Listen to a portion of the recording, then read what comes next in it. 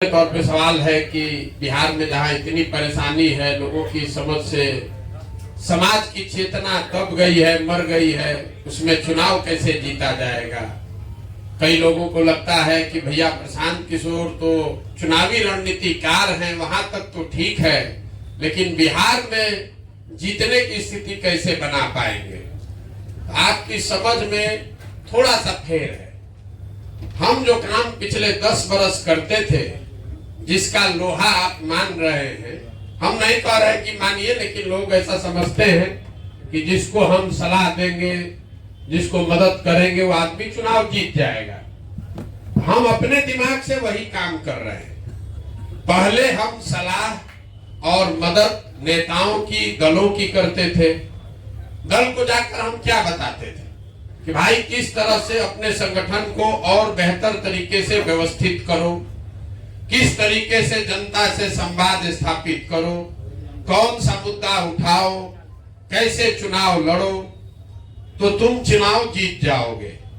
तो वही काम अभी भी कर रहे हैं। जनता को जाकर बता रहे हैं कि कैसे तुम आपस में हम लोग मिलकर नया दल बना सकते हैं, कैसे सब लोग मिलकर उसको चला सकते हैं, कौन से मुद्दे आगे लेकर चलेंगे तो जो पहले से दल है उनको हराया जा सकता है।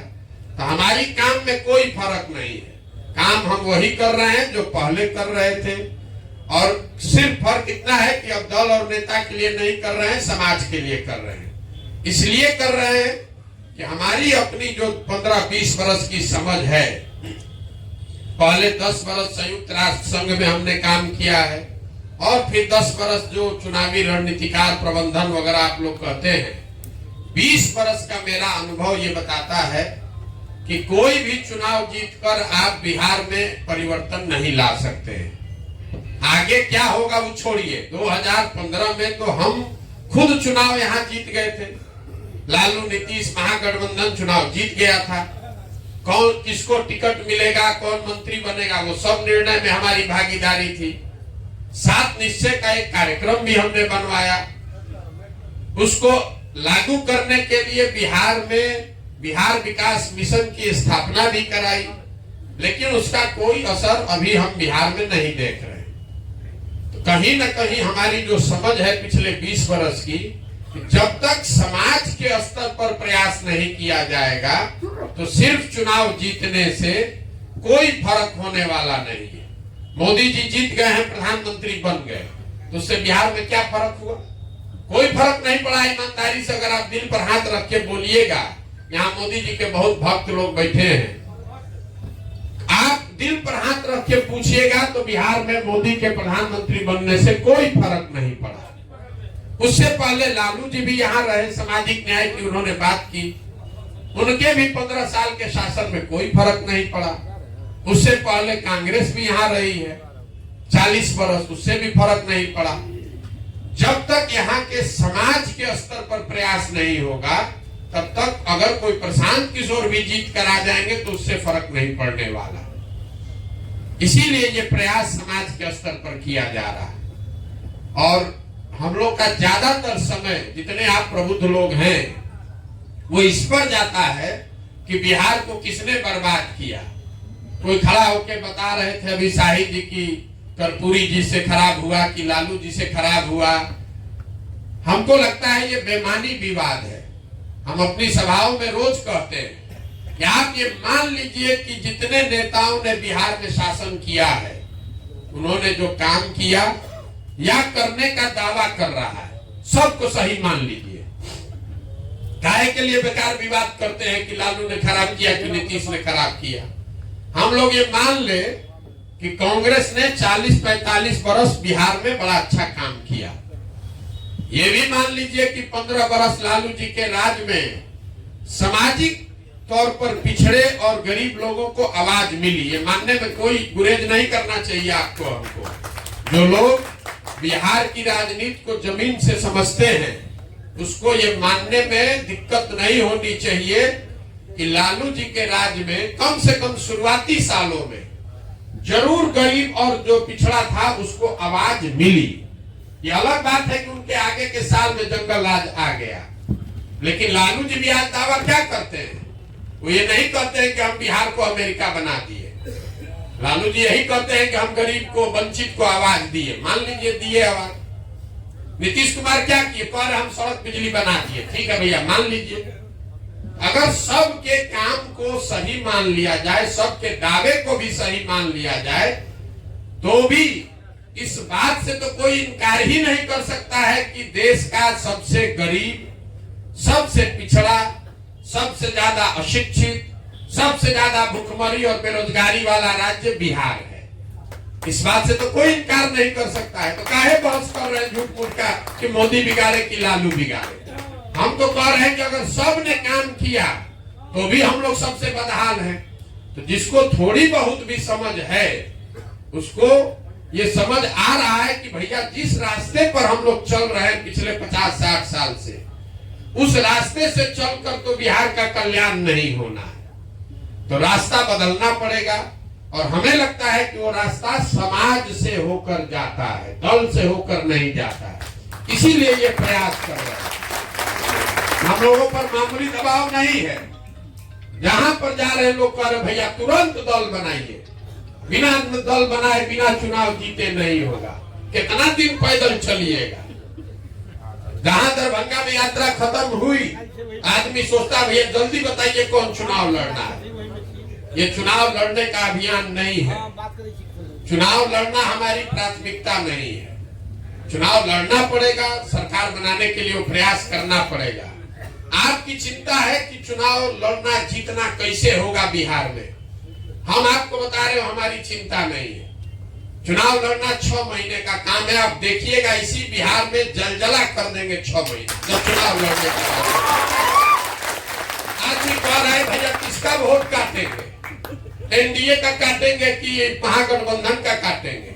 लाइए हम लिख के दे देते हैं, दोनों को काट के साफ कर। कोई नहीं, ये अहंकार से नहीं बोल रहे, इसलिए नहीं कि हमको कोई अहंकार है।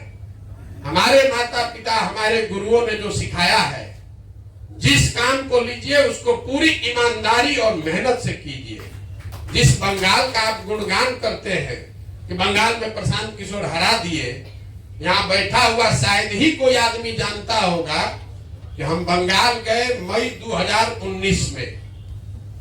हमारे पिताजी की मृत्यु हुई मई में, उसके 15 दिन के अंदर हम बंगाल गए और बंगाल से निकले मई 2021 में। 2 बरस जब कोरोना से आप भागकर घर में छुपे हुए थे, हम बंगाल में गांव-गांव में लगकर काम कर रहे थे, तब सफलता मिली। आप एक लाइन में पढ़ते हैं प्रशांत किशोर गए, बंगाल जीत के चले आए।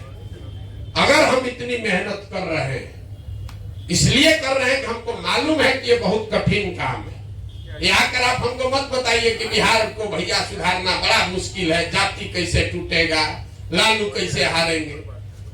बहुत कठिन काम है, इसीलिए बहुत बड़ी मेहनत भी करनी पड़ेगी। इसीलिए 3 बरस से घर परिवार छोड़कर रात दिन जितना 75 बरस में किसी ने मेहनत न किया हो, इतनी मेहनत कर रहे हैं। चुनाव जीतना मुश्किल नहीं है, मुश्किल ये है कि चुनाव सही लोगों के साथ जीता जाए। चुनाव तो आप किसी के साथ जीत सकते हैं। कल समीकरण बनाइएगा, चुनाव 6 महीना में उलट जाएगा। हम 2 जून 2015 को बिहार में आए थे। 18 नवंबर 2015 में बिहार चुनाव जीतकर चले गए। 6 महीना लगता है, उससे बात नहीं बनेगी।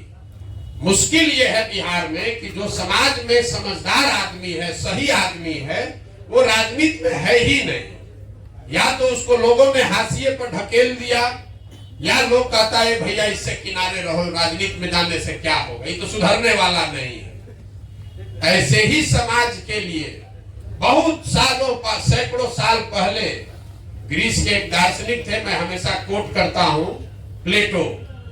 उन्होंने कहा था कि अगर समाज में समझदार व्यक्ति राजनीति में हिस्सेदार नहीं बनेगा, जो आपने अभी बात कही उसी से जुड़ा हुआ है, कि अगर जिस समाज में समझदार लोग राजनीति में नहीं आएंगे, उनको इस बात के लिए तैयार रहना चाहिए कि उनके बीच का कोई मूर्ख आदमी राजा बनकर उन पर शासन करेगा। बिहार में वही हुआ। पिछले 30-40 साल से जो भी पढ़ा लिखा समझदार है, नेतरहाट से पढ़ा हुआ बाहर जाके इंजीनियर बन गया, और जो यहाँ फेल हुआ वो यहाँ का राजा बन गया। इसीलिए ये दुर्दशा है। जिस नेतरहाट की आप तारीफ कर रहे हैं, nova Netarhat old boys association देश का शायद सबसे पावरफुल बॉडी है। हर लड़का ही उसका कोई ना कोई आईएएस, आईपीएस, डॉक्टर, इंजीनियर बना है, लेकिन उसमें से कोई आदमी वापस आकर बिहार सुधारने के लिए राजनीति के क्षेत्र में उसने प्रयास नहीं किया। तो नेतरहाट का कोई आदमी आपको एमएलए नहीं मिलेगा। अगर नेतरहाट से पढ़े हुए 100 लोग एमएलए होते तो आज बिहार का ये दुर्दशा नहीं है। तो जो फर्जी डिग्री बना के पास हुआ वो बिहार का नेता बन गया, और जो नेतरहाट से पढ़ के निकला जाके तमिलनाडु में आईएएस अफसर बन के तमिलनाडु को बना रहा है। तो ये प्रयास ये है कि जो प्रबुद्ध लोग हैं, जो समझदार लोग हैं, जो समाज के लिए जीने मरने का जज्बा रखते हैं, उनके पास साधन नहीं है, उनके पास पैसा नहीं है, आपके पास चुनाव लड़ने की समझ नहीं है, तो सब चिंता वो आप अपने भाई, अपने बेटे प्रशांत किशोर पर छोड़ दीजिए, लेकिन राजनीति में आइए। आप जीतिएगा अपनी ताकत से। हमारी भूमिका बस इतनी ही है कि पैदल वैदल चलने से कुछ नहीं होता है।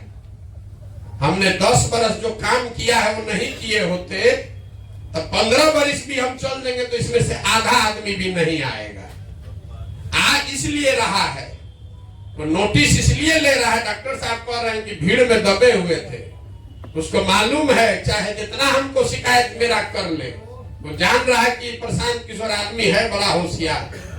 अगर कर रहा है तो कुछ न कुछ सोचिए कि कर रहा होगा, हल्के में मत लो, नहीं तो कल हवा में उड़ा देगा। इसीलिए आया है, बुरा नहीं मानिएगा। आप बहुत बड़ा बड़ा बात यहाँ कहिएगा, ए भैया बिहार को सुधारना है, समाज को सुधारना है, कुछ नहीं करना है आपको। अगर हम 10 को चुनाव नहीं जीते होते तो 15 महीना हम पैदल चले या 15 साल पैदल चले, बिहार का आदमी उस पर भी हंसता, हम पर भी हंसता होगा। लेकिन हंसता है तो साथ में भी कहता, लेकिन भाई कुछ तो सोचे क्या आया होगा। हंस तो हम पर भी रहा है, आप हंसिए चाहे नहीं, हमारा घर वाला भी हम पर हंसता है। कहाँ बुर्बक वाला काम ले लिए हो। पहले कितना बढ़िया, आप न्यूज में भी देखे होंगे, प्राइवेट प्लेन हमको चंद्रबाबू नायडू भेजे कि आके मिलिए। न्यूज में चला रहा है कि प्रशांत किशोर लगता है बिहार छोड़कर चले गए, नायडू को एडवाइस कर रहे ना। खाली इसलिए बुलाए हैं कि आप किसी भी तरह हमारे खिलाफ इस बार मत आइएगा, इतने कहने के लिए गए थे ना। भैया हम बिहार में पदयात्रा करेंगे, आप चिंता मत कीजिए, आप लड़िए अपने हिसाब से। इतना आंच है काम का, इतना आंच है, भ्रम आपको फैला रहा है। हम तो पदयात्रा कर रहे हैं। आज हमको न्यूज छपा है किसी मैगजीन में कि प्रशांत किशोर पदयात्रा रोक के चंद्रबाबू नायडू को मदद कर रहे हैं। तो हमको प्राइवेट प्लेन भेज के ये बुलाने इसलिए बुलाए थे कि हम इतने आपसे चाहते हैं कि आंध्र प्रदेश में आप वापस मत आइए, हम लोग चुनाव जीत जाएंगे। हम जीत जाइए, हम कहाँ आ रहे हैं, हम तो वहां पदयात्रा कर रहे हैं, आप घबराइए नहीं, यही कहने गए थे। जब तक आप कुछ करके नहीं दिखाते हैं कोई आपका मानता नहीं है, कोई नहीं मानता। हमारी भूमिका इस पूरे अभियान में एक कुम्हार की है। घड़ा जो है वो तो मिट्टी और चाक से बनेगा, कुम्हार कितना भी होशियार है घड़ा नहीं बना सकता है। लेकिन पूरे पदयात्रा के दौरान कुछ अच्छी मिट्टी, कुछ अच्छा चाक आप जैसे लोग मिल जाएंगे, फिर आपके पीछे मदद करेंगे, ताकत शक्ति बुद्धि लगाएंगे और जनता को समझाकर आपको जिता कर लाएंगे। उसमें कोई दिक्कत नहीं। लोग एकदम यहाँ त्रस्त है नया आदमी चुनने के लिए, खाली उसको दिक्कत यह है कि दिख नहीं रहा है। आप लोग जिस जाति की बात करते हैं, 100 में 80 आदमी कहेगा भैया कुछ कहिए, अंत में भोटवा तो जाते पर पड़ेगा। हम रोज आपको आईना दिखाते हैं, लेकिन लोग के दिमाग में ऐसा बैठा है मानने को नहीं तैयार है। यहाँ जितने आदमी बैठे हैं, आप ये बताइए मोदी जी को वोट बिहार की जनता ने दिया है कि नहीं दिया है? दिया है। भाजपा को नहीं दिया। लोग कहता है अरे मोदी जी का नाम नहीं रहता तो एमपी तो मुखिया नहीं जीतता, सब मोदी जी के नाम पर वोट पड़ा है। तो मोदी जी के जाति के कितने लोग इस बिहार में रहते हैं? एक भी उनके जाति का आदमी बिहार में नहीं रहता है। तो अगर हर आदमी जाते पर वोट दे रहा है तो मोदी जी को वोट कौन दे रहा है? लेकिन हम कहेंगे तो कहेंगे ना ना तो धर्म पर देता है, जात पर नहीं ना दे रहा है, धर्म पर दे रहा है। तो ये भ्रम मत पालिए कि हर आदमी जाते पर वोट दे रहा है। अगर आप पीतल और सोना दो चीज समाज में रखिएगा तो किसी भी जाति का हो सोना ही उठाएगा, पीतल कोई नहीं उठाएगा। अब जिम्मेवारी आप पर हम पर है कि जो विकल्प हम लोग जनता के सामने रखना चाहते हैं वो खरा सोना हो, तब न कोई चुनेगा। कहां किसी ने प्रयास किया है कि जनता ने उसको नहीं चुना है? हम लोग बिहार की जनता को बेकारे न गाली दे रहे हैं। अरे भाई, आपने प्रयास कहां किया कि जनता ने आपको नहीं चुना? प्रयास हमको करने दीजिए, सब लोग आप लोग लगिए। हमारी अपनी समझ है कि यहाँ बिहार की जनता के चेतना पर धूल पड़ गया है, वो चेतना मरी नहीं है। जो डॉक्टर साहब ने कहा वो ठीक बात बताया। यहाँ के लोगों की समझ और समझदारी में कोई दिक्कत नहीं है। बिहार में, यूपी में लोगों को और कुछ आए चाहे नहीं, हम देश भर के लोगों के साथ काम करके अनुभव के आधार पर बता रहे हैं। यहाँ के लोगों की सामाजिक राजनीतिक समझ बहुत अच्छी है। यहाँ के आदमी को धंधा पानी नहीं आता है, पढ़ाई लिखाई में हम लोग बंगाल जैसे नहीं, तमिलनाडु जैसे नहीं है, धंधा पानी में गुजराती महाराष्ट्रियन जैसे नहीं है। लेकिन यूपी बिहार के लोगों को राजनीति की खूब समझ है। हमारी बात पर भरोसा नहीं है, किसी गांव में जाइए, आप अपने कॉलेजों में देखते होंगे, 4 आदमी को बैठाइए, केरल से लेके कश्मीर तक आपको राजनीति समझा देगा। हम आपको बता रहे हैं, पैदल चले, एक जगह हमको एक यादव जी मिले बूढ़े, हमसे फिलिस्तीन और इजराइल का राजनीति पूरा बता रहे थे, एकदम फटा हुआ कपड़ा में। बोले भैया, लोकसभा में मोदी को वोट देना है, यहाँ पर बिहार में नया व्यवस्था बनना चाहिए, लेकिन आपका राय लेना चाहते हैं गाजा वाला में जो हो रहा है इस पर क्या करना है। हमारा मुंह खुला रह गया। ये आदमी जिसके शरीर पर कपड़ा नहीं है, वो फिलिस्तीन और इजराइल की राजनीति पर पूरी उसकी 15 मिनट तक हमको समझा रहे थे कि इजराइल में क्या हो रहा है, फिलिस्तीन में क्या हो रहा है। तो यहाँ लोगों को राजनीतिक समझ है, व्यवस्था के अभाव में, विकल्प के अभाव में हम लोग बेवकूफ दिख रहे हैं। बेवकूफ हम लोग हैं नहीं। एक बार रास्ता दिखेगा तो यहाँ के लोग समझदार हैं, वो अपने आप रास्ता चुनेंगे, आगे बढ़ाएंगे। जिस दिन लोगों को मोदी जी में जरा सा भी दिखा 14 में, तो सारा जात पात छोड़ के लोग भाजपा को दिया ना वोट। अगर यहाँ दिखेगा तो लालू जी को भी लोगों ने वोट दिया था ना किसी जमाने में, ये भाई ये आदमी गरीब का लड़का है, बिहार का कल्याण करेगा। उसी तरीके से अगर आप नई व्यवस्था बनाएंगे, नया विकल्प देंगे, तो निश्चित तौर पर यहाँ लोग वोट देंगे। चिंता का कारण ये है कि समाज से अच्छे लोगों को, आप जैसे लोगों को इसमें लाया कैसे जाए। हमारा आधा से ज्यादा समय उसी में जाता है। यहाँ बहुत डॉक्टर लोग बैठे हैं, हमारे पिताजी भी डॉक्टर थे। तो जब चुनाव होता था, हमारे बाबूजी उस समय शाहपुर एक जगह है वहां पोस्टेड थे, जहां रामानंद तिवारी जहां से विधायक थे। बिंदेश्वरी दुबे वहीं से गए चुनाव लड़ने। हमारे पिताजी थोड़े प्रसिद्ध डॉक्टर थे वहां। तो जब चुनाव होता था तो हल्ला होता था कि डॉक्टर साहब इस बार चुनाव लड़ने वाले। हम लोग बच्चे थे, देखते थे, हमारी माता जी धरना पर बैठ जाती थी कि जब तक बाल बच्चा पढ़ा नहीं है तब तक तुमको राजनीति में नहीं जाना है। वही हाल है। अब यहाँ जितना बड़ा डॉक्टर होगा, डॉक्टर साहब लोग कहते कैसे आपका मदद करें। हमने कहा कि जिला से एक बढ़िया डॉक्टर निकाल के भेजिए जिसको नेता बना दिया जाए, जिसको एमएलए लड़ाए। 40 को अच्छा आदमी तो कम से कम एमएलए बन जाएगा। सब डॉक्टर लोग भाग जाएगा, सब डॉक्टर वकील भाग जाएगा। सब चाहता है कि आप सुधारिए, हम पीछे से हैं। कोई सामने आना नहीं चाहता है। वकील साहब के हम घर गए थे, 1 घंटा ये लोग सवाल जवाब किया, हमको आशीर्वाद दे रहे हैं, हमको शुभकामना दे रहे हैं, लेकिन ये नहीं कहे कि अच्छा भैया चलिए हम कल से खड़ा होते हैं। हम नहीं होंगे, हमारा ये साथी खड़ा होगा। देखिए हौस रहेगा खड़ा। आपसे मदद यही चाहिए कि आपकी नजर में अगर समाज में कोई सही आदमी है, उसको हमसे जोड़िए, उसको बताइए। कभी जीवन में आपको कोई मिला हो कि अगर भैया ये आदमी एमएलए बन जाता, विधायक बन जाता तो अच्छा करता, उसको भेजिए हमारे पास। अब मौका है, चलो। प्रशांत किशोर अपने खर्चा पर, अपनी व्यवस्था से तुमको लड़ाएंगे। वो आए तो सही। बहुत ज्यादा मेहनत लगता है। जितना चलने में मेहनत नहीं उतना ही होशियार आदमी को समझाने में मानता ही नहीं। सब सुनेगा, सब बात कहेगा, फिर कहेगा ये भैया पत्नी तैयार नहीं हो रही। रोज का ये घटना है, रोज 2-4 गो से मिलते हैं, 2 घंटा सवाल। गरीब आदमी तो कह देता है ना भैया एकदम ठीक है, आप जैसे कहिएगा वैसे चलेंगे। जो एक सो कॉल्ड प्रबुद्ध आदमी है उसको समझाना बड़ा मुश्किल है। 25 सवाल करने के बाद कहता है एकदम पूरी तरीके से आपके साथ है। हम कहते हैं ठीक है चुनाव लड़िएगा यहाँ से, तो पूछ के बताते एकदम मेरा मन है। 4 दिन के बाद आएगा, कहेगा ना कह रहा है कभी बेटा पास हो जाए उसके बाद चलेगा। तब तक भैया अभी बल छोड़ दीजिए, मन से हैं, आगे हम आ जाएंगे। ये होशियारी है लोगों की। सब आदमी सोच रहा है पहले कुछ हो तब देखा जाएगा, अभी तो पीछे से देखते हैं, अभी तो घूम रहे हैं क्या होगा। सब लोग लगिए, खाली बात कहने से कि बिहार बहुत खराब है सुधरने वाला नहीं। किसी न किसी को हिम्मत करके प्रयास करना पड़ेगा।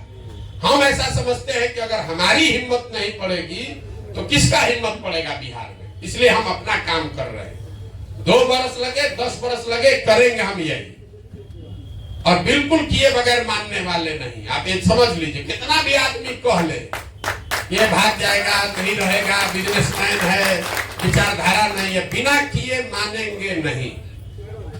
तमिलनाडु को तमिलनाडु के लोगों ने बनाया है ना, अन्ना दुरई पेरियार 20 बरस वहां संघर्ष किए तब न तमिलनाडु बना है। जब देश आजाद हुआ तो तमिलनाडु और बिहार बराबर का राज्य था। आज तमिलनाडु बिहार से 7 गुना ज्यादा आगे है। तब न हम लोग के लोगों को गाली दे रहा है। तो हम लोग 50-60 बरिस से कुछ नहीं किए, दही चूड़ा दाल भात चोखा खा के सोए हैं। आजाद के नाम पर राजनीति किए हैं। लालू नीतीश जात खिला रहे हैं, मोदी जी 5 किलो भात खिला रहे हैं। बिहार के आदमी को कुछ नहीं चाहिए। बिहार के आदमी को कुछ नहीं चाहिए, जात और भात, इसका जुगाड़ है तो इसके आगे चिंता का बात नहीं है। लालू नीतीश नेता वो लोग समझ गया है, इन लोग को जात का डोज लगाते रहो, वोट देता रहेगा। अब मोदी जी जात के जात नहीं है हमारे पास, तो चलो भात का जुगाड़ कर देते हैं। नहीं तो दूसरा हथियार क्या है बिहार के लोगों को, तो इसको भात चाहिए, तो सबको 5 किलो अनाज का उपाय लगा दिए। अब 4 किलो अनाज ले रहा है, जो मजदूरी कर रहा था वो भी नहीं कर रहा है। ये दुर्दशा है। इतने आप प्रबुद्ध लोग बैठे हैं, कभी आप बैठ के सोचे कि भाई मोदी जी गुजरात में बुलेट ट्रेन बना रहे हैं, तमिलनाडु में जहां से एको MP नहीं जीता, वहां साल में 6 बार जाते हैं। बिहार की चिंता कभी नहीं किया उन्होंने। बिहार में कभी नहीं आए कि दरभंगा में चीनी मिल कैसे बनेगा, क्यों नहीं किए हैं? हम आपको बता रहे हैं क्यों नहीं किया। मोदी जी के साथ 3 बरस काम किए। आप गुजरात में जाइएगा, ऐसे किसी सभा में गांव में मोदी जी भी जाएंगे, तो वहां गुजराती जो आदमी है बिजनेस का उसको इतना समझ है, पहले बात अपने धंधा का करेगा। मोदी जी कैसे हमारा इनकम बढ़ेगा, कैसे हमारे गांव में रोड बना दीजिए कि हमारा भाड़ा कम लगे, फैक्ट्री कैसे लगेगा। तो मोदी जी को वहां काम करना पड़ता है। सारे नेताओं को आपने देखा होगा गुजरात में, सारा मंत्री विधायक मुख्यमंत्री सबको हटा दिए, नया आदमी लेकर आए। बिहार में कभी मोदी जी ने कुछ नहीं किया है, क्योंकि मोदी जी को भी मालूम है 5 किलो भात बनिए दिया रहा है और इनको अयोध्या में मंदिर बनिए गया है। बिहार का आदमी कहता है मोदी जी चिंता मत कीजिए, अरे भेजिए ना गधा घोड़ा, किसको भी भेजिएगा हम लोग जिता के भेज देंगे। 5 बरिस बैठ के जिस सांसद को आप हम गाली देते हैं, उसी को जाकर फिर मोदी जी के नाम पर वोट देंगे। तो मोदी जी भी जैसे लालू नीतीश ने समझ लिया कि इस राज्य में लोगों को कुछ नहीं चाहिए, सिर्फ जाति चाहिए। आप बताइए, लालू जी ने जिन समाज को आवाज दी, जिसको कहते हैं कि हम सब गरीब को पिछड़े को आवाज दिए, उसी समाज के बच्चों को उन्होंने पढ़ने की व्यवस्था क्यों नहीं की? कभी बिहार में उन्होंने भूमि सुधार क्यों नहीं लागू किया? क्यों गरीब वंचित जो है पिछड़ा समाज है उसको जमीन मिल जाए, उसके लिए पूंजी रोजगार का व्यवस्था क्यों नहीं किया? लालू जी बुर्बक थोड़े ना है, आवाज दे दिया कि हमारा और हमारे बच्चों का नारा लगाते रहो, पैसा पूंजी शिक्षा नहीं दिया। कभी इतनी समझ न हो जाए कि आप अपना हक मांगने लगे। तो नेता ये समझ गया है, मोदी जी भी जान गए हैं कि भैया फैक्ट्री लगाएंगे तो लोग कहेगा ये को काहे लग रहा है, गुजरात में 4 को लग रहा है, अच्छा है फैक्ट्री लगेबे मत करो, भात दो 4 किलो अनाज दो। कभी आप सुने हैं गुजरात में कि 4 किलो अनाज के लिए मारा मारी हुआ हो? बिहार में जहां जाइए आदमी यही कह रहे भैया 4 किलो अनाज, राशन कार्ड नहीं मिल रहा है, 2000 रुपया लग रहा है राशन कार्ड में, उसके आगे सोचिए नहीं रहा है। उसको राशन कार्ड मिल जाए, उसके लिए देश में धरती पर वही सबसे अच्छा नेता है जो उसको राशन कार्ड बिना घूस के दिलवा दे। लोगों का शिकायत ही नहीं है कि नौकरी नहीं है, लोगों का शिकायत यह है कि जो राशन कार्ड मिल रहा है, फ्री राशन कार्ड, उसमें 2-2.5 हजार रुपया घूस लग रहा है। तो जब तक ये मानसिकता पर काम नहीं होगा तब तक बिहार नहीं सुधरेगा। बाकी अब जिसका और सवाल करना, हमने बहुत लंबा समय ले लिया उत्तर देने में, माफी चाहते हैं। अब सवाल जो है वो कीजिए। क्या प्लान है ये तो जब पदयात्रा खत्म होगी तभी जारी करेंगे, लेकिन एक आपको एक पहलू उसका बता रहे।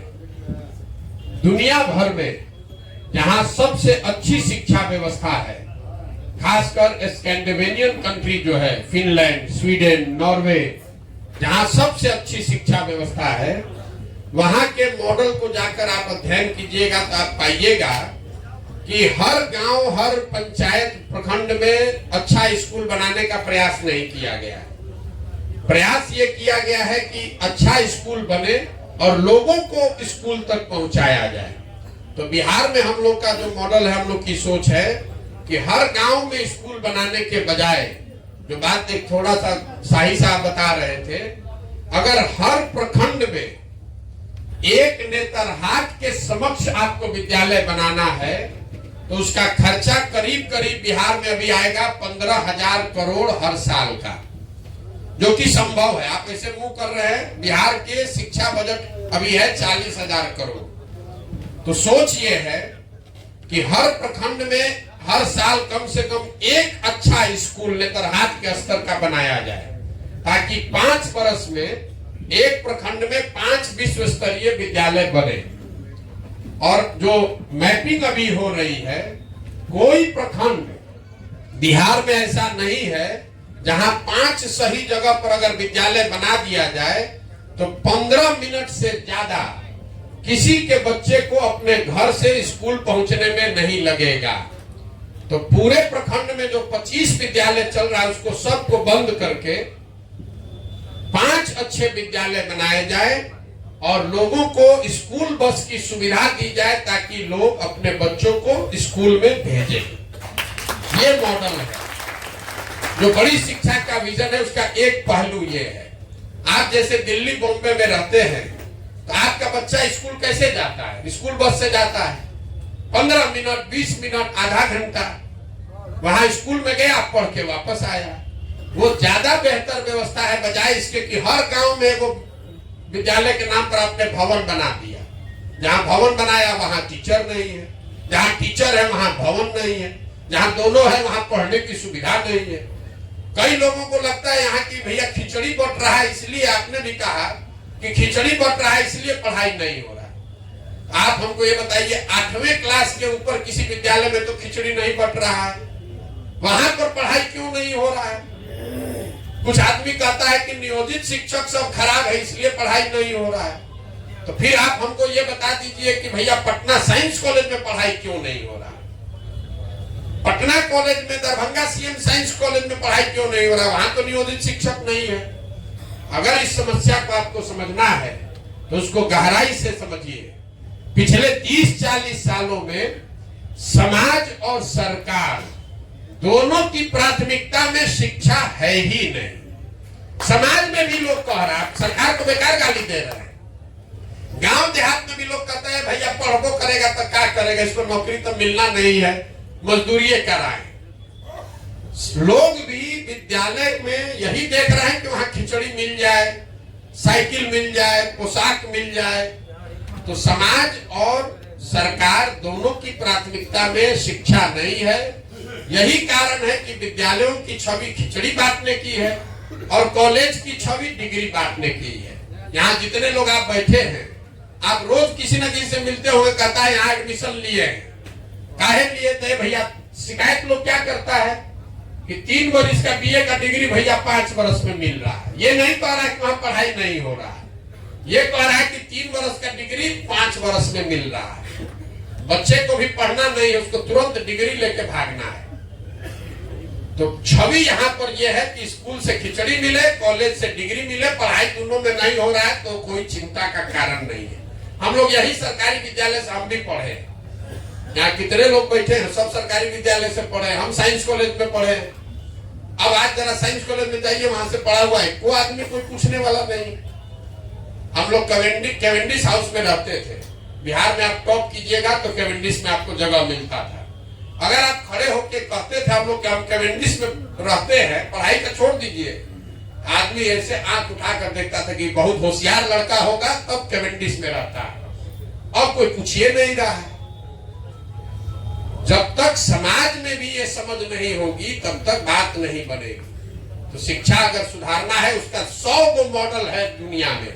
और ऐसा नहीं है कि बिहार में हम लोग पैसा खर्चा नहीं कर रहे। 40,000 करोड़ रुपया यहाँ शिक्षा का बजट है, 40,000 करोड़। और 40 को बच्चा भी सरकारी स्कूल से पढ़कर बढ़िया नहीं निकल रहा है।